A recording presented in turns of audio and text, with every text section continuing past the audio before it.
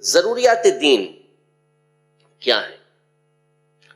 دین کی وہ ضروری باتیں کہ جن کی حقانیت کو، جن کے سچا ہونے کو ہر خاص و عام جانتا ہے، جن کے حقانیت کو، جن کی سچائی کو، اور کہ یہ دین سے تعلق رکھنے والی بات ہے، اس کو ہر خاص اور عام شخص جانتا ہے۔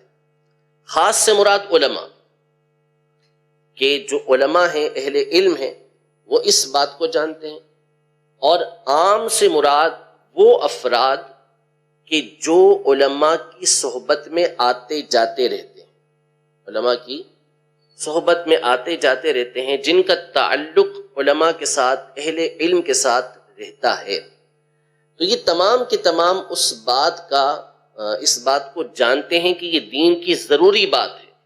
تو ایسی چیز کو ضروریات دین کہا جاتا ہے۔ جیسے اللہ پاک کا ہونا، اللہ پاک کا ہونا کہ ہر مسلمان جانتا ہے کہ اللہ پاک ہے، اللہ پاک کا ایک ہونا، وحدہ لا شریک ہونا، اس کا کوئی شریک نہیں، تمام کے تمام انبیاء کرام علیہم السلام کا حق ہونا،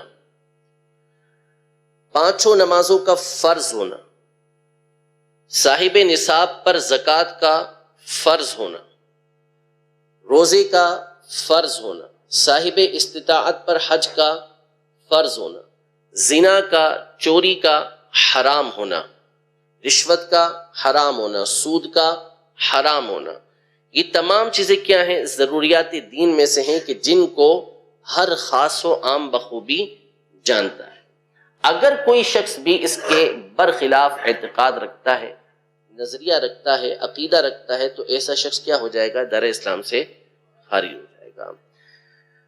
اللہ پاک کو واحد ماننا، یعنی ایک تو ہے اللہ پاک کی ذات کو تسلیم کرنا، اللہ پاک کی ذات کو تسلیم کرنا، اس بات کو ماننا کہ اللہ ہے، اللہ معبود ہے، اللہ تبارک و تعالی خالق ہے، اس بات کو ماننا کیا ہے؟ ضروری ہے۔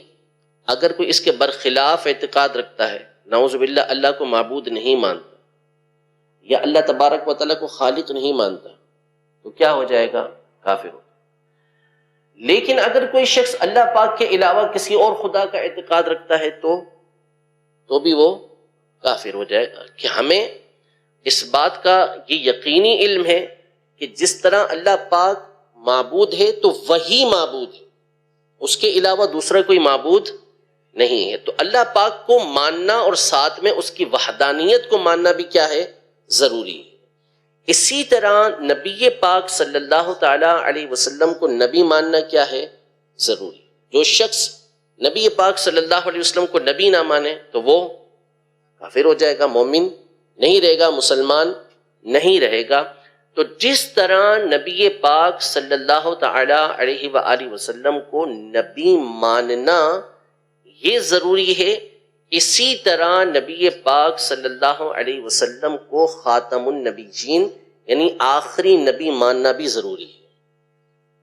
جس طرح اللہ پاک کو معبود ماننا ضروری ہے، ساتھ ہی کیا ماننا ضروری ہے؟ کہ وہ اکیلا ہی معبود ہے، اس کے علاوہ دوسرا کوئی معبود، یہ دونوں باتیں ضروریات دین میں سے ہیں۔ تو اسی طرح نبی پاک صلی اللہ علیہ وسلم کو نبی تو تسلیم کرنا ہے، لیکن ساتھ ہی ساتھ کیا تسلیم کرنا ہے؟ کہ آپ آخری نبی ہیں، نبوت کا دروازہ آپ کے اوپر بند ہو گیا۔ یہ چیز بھی کیا ہے؟ ضروریات دین سے تعلق رکھتی ہے۔